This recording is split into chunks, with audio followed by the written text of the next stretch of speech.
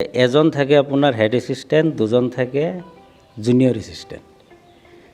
তাৰে এজন মানুহ ইয়াৰ পৰা প্ৰমোশ্যন লৈ নগাঁও ডিভিজনত গুচি গ'ল। আগত আমি তিনিজনেই আছিলোঁ। তেখেত যোৱাৰ পিছত মোক IC হেড এছিষ্টেণ্ট পাতিছে আৰু বৰ্তমান এজন জুনিয়ৰ এছিষ্টেণ্ট আছে। এতিয়া ইয়াত প্ৰকৃততে পোষ্ট হিচাপে এজন ফুল ফ্লেজেড হেড এছিষ্টেণ্টৰ দৰকাৰ আৰু দুজন জুনিয়ৰ এছিষ্টেণ্ট। তেতিয়া আমি দুজন আছোঁ তিনিজনৰ ঠাইত। জুনিয়ৰ ইঞ্জিনিয়াৰ আছে? জুনিয়ৰ ইঞ্জিনিয়াৰ এজন আছে আৰু আপোনাৰ নাম কি? সঞ্জয় বিশ্বাস।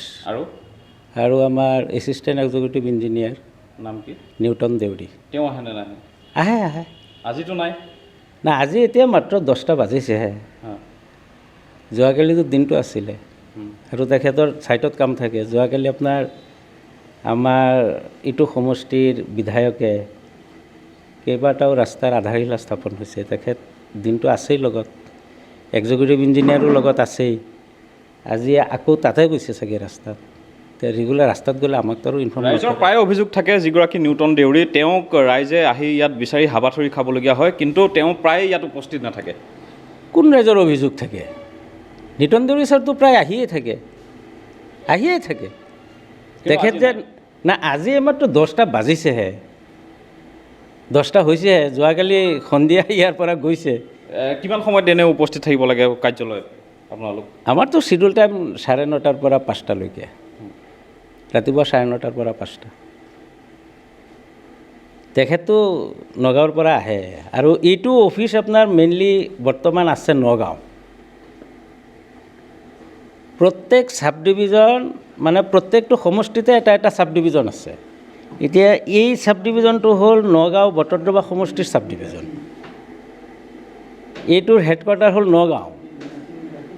আমি গভমেণ্টৰ যিটো চাৰ্কুলাৰ ওলাইছিলে নতুন ডেলিমিটেশ্যনত, সেই হিচাপে প্ৰকৃততে আমি গৈ নগাঁওহে অফিচটো কৰিব লাগে। কিন্তু ইয়াৰ ৰাইজৰ প্ৰবল দাবীত আমাৰ DC মহোদয় বা এক্সিকিউটিভ ইঞ্জিনিয়াৰ ছাৰে এই অফিচটো ইয়াত ৰাখিবলৈ বাধ্য হৈছে ৰাইজৰ প্ৰবল দাবীত। ৰাখাৰ পিছত মানে অফিচটো ইয়াত আছে, কিন্তু আমাৰ যিগৰাকী এছিষ্টেণ্ট এক্সিকিউটিভ ইঞ্জিনিয়াৰ তেখেতৰ তাত এটা অফিচ ৰুম আছেই। ইয়াত নাহিলেও হয় মানে ইয়াততো আহিয়ে থাকে। যেতিয়া ইয়াত আহিব নোৱাৰে তেতিয়া তাত বহে। আৰু তাৰ উপৰিও আপোনাৰ টেকনিকেলৰ কামখিনি তেখেতে ডিভিজনত চাব লাগে। ইয়াত আপোনালোকৰ কিমানগৰাকী কৰ্মচাৰীৰ অভাৱ হৈ আছে এতিয়া?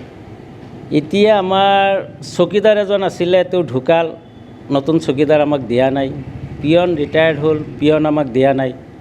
জুনিয়ৰ এছিষ্টেণ্ট আৰু এজন লাগে। অফিচত মানে দুজন জুনিয়ৰ এছিষ্টেণ্ট, এজন হেড এছিষ্টেণ্ট।